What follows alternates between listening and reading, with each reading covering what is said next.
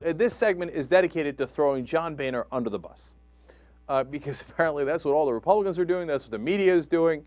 And we're going to try to figure out why, too. All right, so first let's get started with how they're throwing him under the bus. Number one, he came out over the weekend on Face the Nation. We showed it to you yesterday and said, yeah, you know what? If Obama does middle-class tax cuts without tax cuts for the rich, what are we going to do? We'll have to vote for that. We'll have to vote yes on that. Now, that's a perfectly reasonable position to have, and he's almost certainly right. They're going to have to vote yes on that because voting no on middle-class tax cuts is disastrous, right? But in the Republican Party, if you say something sensible, you will be punished. So, immediately, every Republican has come out saying, oh, I'm not with John Boehner. What a crazy nut job. No way. We have to make sure that we have tax cuts for the richest people in America. And if we don't, then hell no, we vote no on everything. Mitch McConnell came out the very next day and said he had lined up every single Republican in the Senate to make sure that they did not go along with that proposal. And now Fox News Channel is on the warpath, and they're going to ask Representative Paul Ryan about it, who's another young Republican in leadership position. Let's look at clip number 2 here. I did ask the question, Congressman Ryan, before you came on the air about the comments John Boehner made this weekend, the minority leader, and in as much as he said he would vote for extending tax cuts of middle-class earners, even though it was bad policy to exclude the highest-earning Americans, which pay the greater percentage of income taxes. So I ask you, in that sense, is it wrong to say that you'd even consider, you know, not a full, complete extension of the Bush tax cuts? No, we are for a full, complete extension of the Bush tax cuts. We do not want to negotiate down. We want to extend all of these things. And you know what, Sean? If you actually put that bill on the floor, the one we're talking about, freeze tax rates where they are, prevent these tax increases, I bet you we would win. The question is whether Speaker Pelosi and Majority Leader Reid will even let that vote take place or not. And we should not be negotiating that down. We should be insisting on preventing this huge tax increase on the most successful small businesses, which is where most of our jobs come from. So that's Sean Hannity's radio program, obviously. Paul Ryan's going to go on Fox News as well. And remember, Paul Ryan is part of the group with Eric Cantor. They were putting out a new book, Young Guns. John Boehner is not part of that book.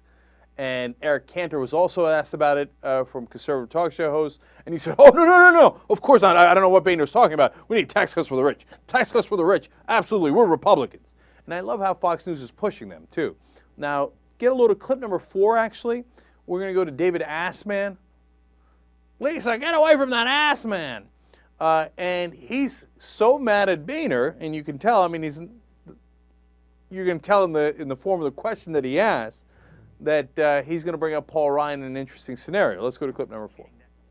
You may be in favor of John Boehner, but as I mentioned, a lot of people are not. A lot of free marketeers feel he has made too many compromises with big government in the past, and they're even suggesting throwing your name out there and saying you could be the next Speaker of the House. What do you tell those folks? Oh, God. First of all, to be Speaker of the House, you're committed to basically spending all of your time in Washington and around the country. My wife and I, we have 3 little kids. We live in Janesville, Wisconsin. They're 5, 7, and 8 years old. I want to spend my weekends at home in Janesville with my family and my constituents. In other words, he didn't say no. He's like, oh, no, stop it. No, keep it going. I mean, I'd have to make so many sacrifices. I don't know if I want to because, you know, I love my little daughters, but maybe for the good of the country. You keep it going. But the more interesting part of that is Fox News basically punishing John Boehner by saying, how dare you say that you might give up on the idea of tax cuts for the rich because it's politically sensible to get the tax cuts for the middle class. Do you know who you're working for here, buddy? And if you're not going to play ball, we can get just somebody else. Look at Paul Ryan. He's a young gun. We just bring his ass in and make him Speaker of the House. You know who runs the Republican Party? Well, looks like it's Fox News. We'll find out. So, now, if that weren't enough, by the way, I love the free marketeers that he threw in there. Are they related to the Mouseketeers at all? So, David Assman is now going to put Paul Ryan on the spot and ask him to sign off on Fox's Republican agenda. Clip number 3. It's a choice. You got a very clear choice. One ideology or the other. Limited government or more government. That's right. We have a choice of 2 futures of this country. Let's get on with making that choice. By the way, Scoreboard has its own list, our own contract, if you will. The Scoreboard contract is no new taxes, no new bureaucrats, cut spending, repeal Obamacare. Would you be in favor of those? Absolutely, and we are. Not only would I be in favor of these things, we will be in favor of those things. So Fox News says no bureaucrats to watch over what we're doing. And lower taxes for Rupert Murdoch and every anchor on here who's in the upper bracket, top 1%, booyah, for Sean Hannity, Bill O'Reilly, for David Assman, etc. Are you willing to pledge on the Fox Republican agenda? Absolutely, absolutely.